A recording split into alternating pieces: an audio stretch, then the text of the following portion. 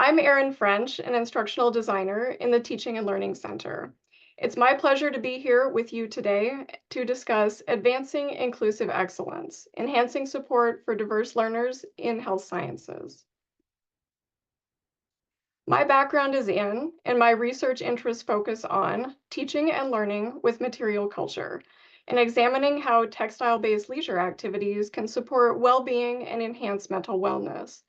As is common with scholars of material culture, I'm also a collector and a storyteller.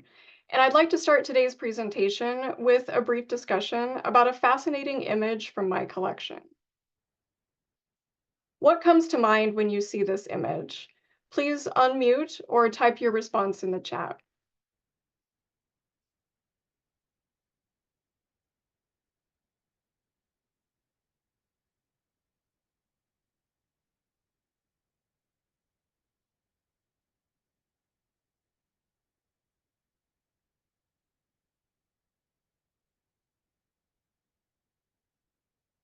Kimberly, thanks for joining us today. What do you think of when you see this image?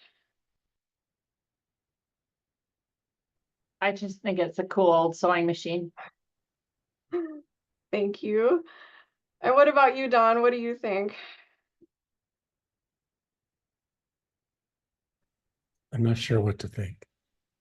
And that's okay. Yeah. So I'd like to tell you a little bit more about it. This is a tintype. It's an inexpensive type of photograph that was invented in the 1850s, and it was popular through about 1900. This particular image is likely from Northern California in the late 1870s.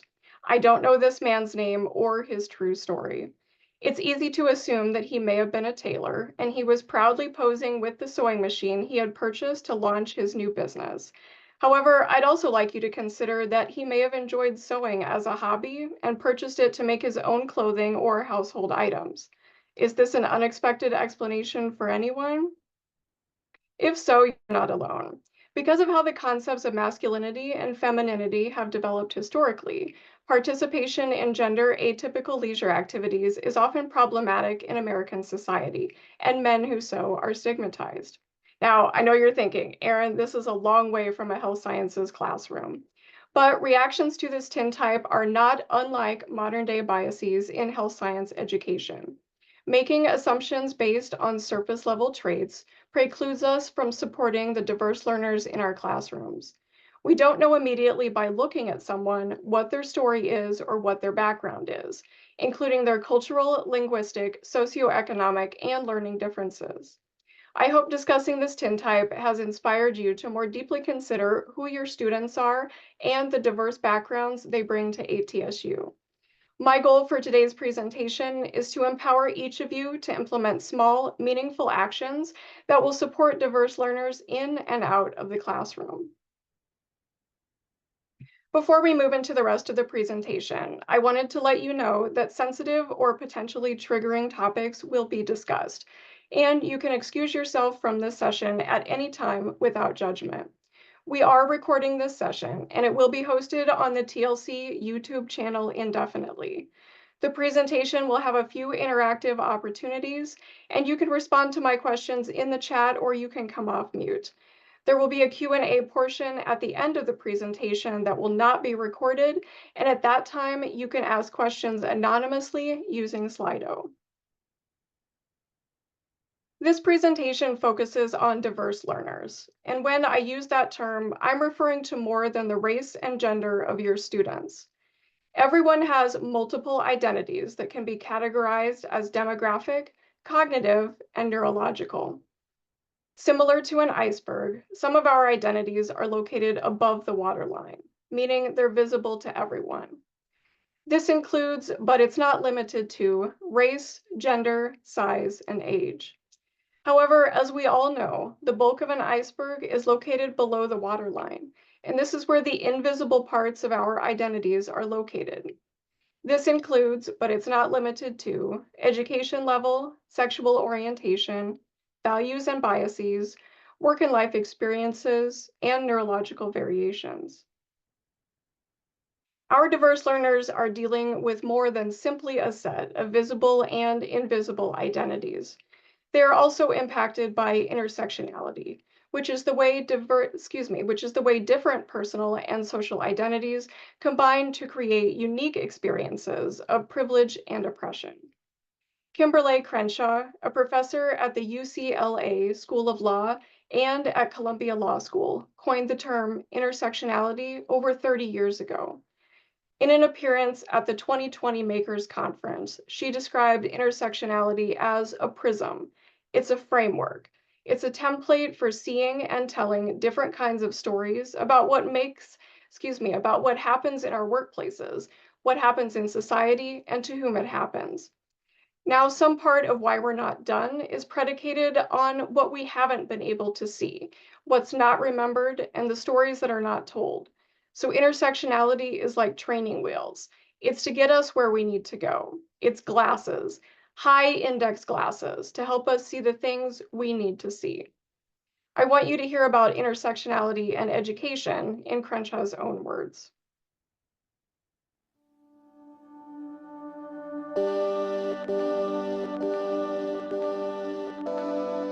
Intersectionality is just a metaphor for understanding the ways that multiple forms of inequality or disadvantage sometimes compound themselves, and they create obstacles that often are not understood within conventional ways of thinking about anti-racism or feminism or whatever social justice advocacy structures we have. Intersectionality isn't so much a grand theory, it's a prism for understanding certain kinds of problems. African American girls are 6 times more likely to be suspended than white girls.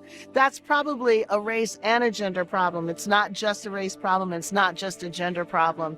So I encourage people to think about how the convergence of race stereotypes or gender stereotypes might actually play out in the classroom, between teachers and students, between students and other students, between students and administrators, and commit themselves to understanding that as a way of intervening and providing equal educational opportunity for all students, regardless of their identities. Identity isn't simply a self-contained unit. It is a relationship between people in history, people in communities, people in institutions.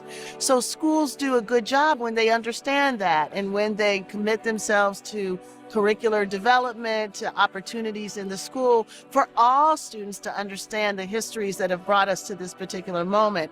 You can't change outcomes without understanding how they've come about. So independent schools can take the lead on that to be responsive to their student populations and to the communities out of which the students come. Crenshaw's use of the term intersectionality originated in law and the courts, but it can be applied much more broadly to a variety of contexts, including healthcare and health sciences education. It's not that our students have multiple identities, it's the intersection of those identities that shapes their experiences, including the privilege, discrimination, and oppression they encounter throughout their lives, including in their educational experiences. Personal contextual factors, which are students' multiple visible and invisible identities, intersect with cultural dimensions and relationships, and these layers are further impacted by historical, sociocultural, political, and economic systemic factors that have resulted in isms like racism and sexism. Acknowledging intersectionality in healthcare recognizes that the intersection of certain identities can result in less favorable health outcomes and/or limited access to care. Similarly, intersectionality in education can affect a student's ability to access education, perform in their coursework, and achieve their educational goals. Some of the challenges of intersectionality can be addressed by creating a more inclusive and equitable classroom and educational environment. In the remainder of this presentation, I will share 3 faculty and student stories to illustrate strategies that you can utilize to increase support for diverse learners in health sciences. The first strategy is classroom community, creating a safe space for diverse voices. In this vignette, you'll be hearing from Dr. Ramirez, an anatomy faculty member, about their experience with this strategy. Hello, my name is Dr. Ramirez, and I primarily teach anatomy classes. As I was reflecting on my courses and teaching at the end of last year, I realized that some students, particularly those from underrepresented backgrounds, did not seem comfortable participating in my class. In addition, I was also spending too much time trying to resolve difficulties between students when they were working on group assignments. I asked a few of my students for some informal feedback after grades were submitted. Maria, one of my students who consistently submitted high-quality written work but barely spoke in class, let me know that she was afraid to be wrong because she often looked at problems from a different perspective than others. When I talked to Jeremiah, he told me he was a first-generation college student, and he was struggling to connect with other similar students. I realized that I needed to enhance my classroom community by creating a safe space for diverse voices. I wanted each of my students to feel comfortable in class and to feel empowered to participate. In the spring, I implemented 2 changes. The first change was to introduce myself in a welcome video on our Canvas discussion board. I continued to send my pre-class welcome email too, but the video made the real difference. I talked about my different identities, especially who I am as a person with a disability. English is not my first language, and I am an immigrant. I also explicitly stated my classroom is a safe space. Almost all students commented on my video. Second, during our first in-person class meeting of the semester, we co-created guidelines and ground rules for the classroom. Everyone had an opportunity to participate by submitting a written suggestion in a suggestion box, or they could raise their hand and add verbal suggestions during our discussion. The spring semester was the most successful semester I have ever taught. I noticed an increase in student engagement, and all interactions were considerably more positive and productive.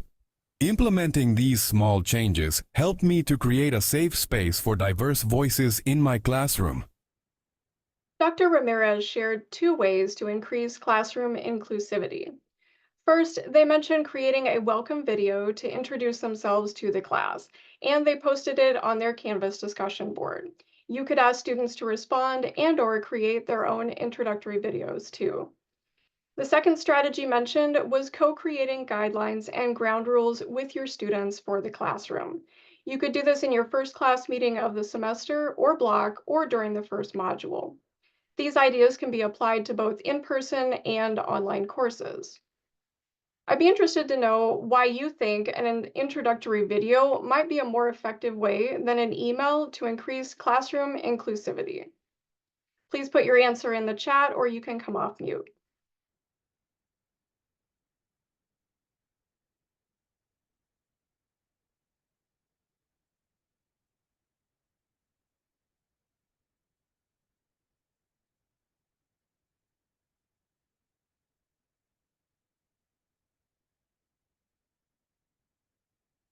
Thanks for these contributions in the chat. We've got provides a personal touch, and it's also more personal to see a video than a written communication. Also, speaking in person can be intimidating for an introverted person. These are all great. I also wanted to add that visual cues like body language, facial expressions, and hand gestures are evident in a video that you can't see in an email, as well as tone of voice, correct pronunciation, and contextual sounds. In addition, there are multiple ways to present information: visual, audio, and written when you're utilizing captions or a transcript. It's like we have a few other contributions as well. A lot of people ignore emails. That's definitely true. And yep, a reinforcement, nonverbal and verbal communication versus written. Thanks for those contributions. Our second strategy is representation matters, creating inclusive learning materials. Imagine that you overhear the following conversation between Dr. Patel and Dr. Lee. Hi, Dr. Lee. How's your semester going so far? Hello, Dr. Patel. It has been very busy, but it's going well. I've made some changes in my class that have helped me to connect with my students, help them to connect with the material, and I've infused the material with themes on equity and inclusion. What changes have you made? Last semester, I switched to case studies to enhance engagement with my students. I was pleased with the positive feedback about it on my teaching evaluations, but there were also a few comments about the same practitioner treating the same patient over and over. What do you mean? While the case studies were authentic, the patients in them were not. This semester, I used an AI image generator to bring the patients alive in the cases. In addition, I ensured that the patient images and their stories represented a range of social, cognitive, and neurological identities that my students will likely encounter in practice. My students said that the new case studies were realistic and they could see themselves treating these patients. Furthermore, it allowed me to add another dimension to a case study where we discussed patient identities in conjunction with power, privilege, oppression, and discrimination. My students also provided positive feedback about devoting a portion of our discussions to health equity. Don't get me wrong, that's fantastic. But it seems like a lot of work. How much time did you spend on that? It did take time to revise the cases, but it didn't matter after one of my students came to talk to me. She told me that she felt seen because I integrated multiple identities into each person, and I didn't focus on only race or gender. Our discussion of the healthcare challenges a patient who is neurodiverse and a member of the 2 SLGBTQIA+ community must navigate was pivotal for her understanding of what it means to be a healthcare professional today. She told me I made a difference and I had helped to solidify her career choice. Wow, maybe I should consider this in my courses. I'd be happy to email you some information later. Dr. Lee shared 2 ways to increase representation in your learning materials. If you use case studies as your instructional strategy, or if you have the occasional case in your course, you can bring them alive with an AI image generator and AI voices, much like I'm doing with this presentation. When you show images, utilize case studies, or ask students to participate in scenarios, ensure you're representing a range of social, cognitive, and neurological identities that your students will encounter in their practice. Again, these ideas can be applied to both in-person and online courses. I have another question for you. True or false? It is sufficient to increase representation only in your case studies to ensure that all students feel seen and included. Please put your answer in the chat or you can come off mute.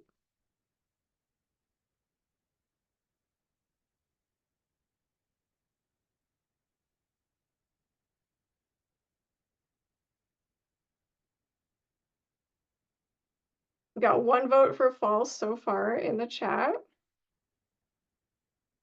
Only if 100% of case studies and does not include discussion. More votes for false. That is correct. Case studies are a great place to start, but consider how you can increase representation throughout your learning materials, such as with presentation slides, videos, readings, scenarios, and group activities. The third and final strategy is universal design for learning, creating an equitable learning environment. And this story is presented from a student's perspective. Hi, I am future Dr. Taylor, a new student in the Doctor of Physical Therapy program, and my pronouns are she and her. I wanted to let you know about something a faculty member implemented at my undergraduate institution that helped me to succeed in his class. On the first day of the new semester, Dr. O'Malley told us about Universal Design for Learning, or UDL for short. I'd never heard of it before, and he said that it was a way to set up a class that was focused on the students rather than on the teacher. I am going to tell you about 2 of my favorite things. The first one was the syllabus because it included detailed guidance on what we needed to do for each assignment, and he included links to some examples. He included on and off-campus resources, so it was easy for us to find out how to contact accommodation services or financial aid, mental wellness and self-care resources, and even where to find a local food bank. The syllabus was written in a friendly tone, like he was talking just to me, and I wasn't intimidated by it like I had been with some of my other classes. The second one was the assignments. We also had Canvas at my other school, and he would make the assignments available as links to Google Docs, so we could customize how we viewed them. I like to adjust the font size and color. Each assignment had a rubric that was really clear, so I knew what was expected of me ahead of time. He also made sure to tell us why we had to do this assignment. On many of the assignments, we were also able to choose how we wanted to submit them. So, like on the Canvas discussion boards, we could answer the prompt by recording a video or by writing a few paragraphs. Dr. O'Malley's student-friendly syllabus and how he allowed us to make choices on our assignments helped me to learn, build my confidence, and be successful in his class. Nora told us about 2 ways that Dr. O'Malley used Universal Design for Learning in his class. First, he enhanced his syllabus with detailed assignment guidance, resources for students located both on and off campus, and he utilized student-centered language. In addition, Dr. O'Malley enhanced his assignments by making them available as Google Docs, so sizes and colors could easily be adjusted. He provided rubrics so expectations were clear, and he gave students choices on how to submit some of their assignments. Just like the other 2 scenarios, these ideas can be applied to both in-person and online courses. After listening to this scenario, what's one benefit of enhancing your syllabus with Universal Design for Learning principles? Please put your answer in the chat or you can come off mute.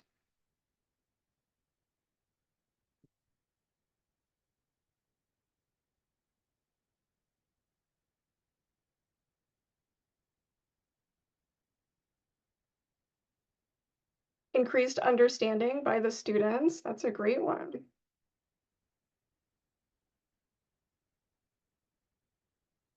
Students feel included, I definitely agree with that.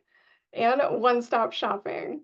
Students may view the syllabus as more friendly versus contractual. I would definitely agree with that. And students may be more likely to ask questions. Those are all fantastic benefits.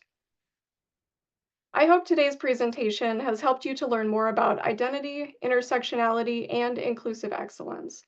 I encourage you to reflect on these vignettes about community, representation, and the learning environment, and commit to making one small change in your syllabus, presentation slides, or teaching methods that will support diverse learners in your classroom.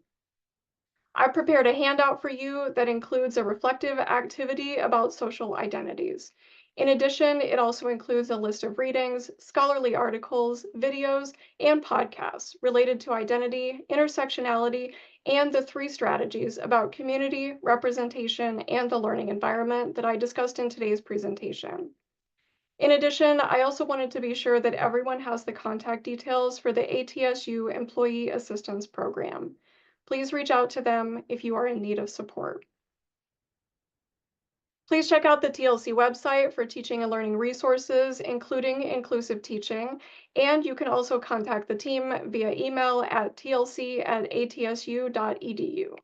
We also welcome the opportunity to meet with you in a consultation, and we have an online booking calendar available for you to set up an appointment. Thanks for joining us today.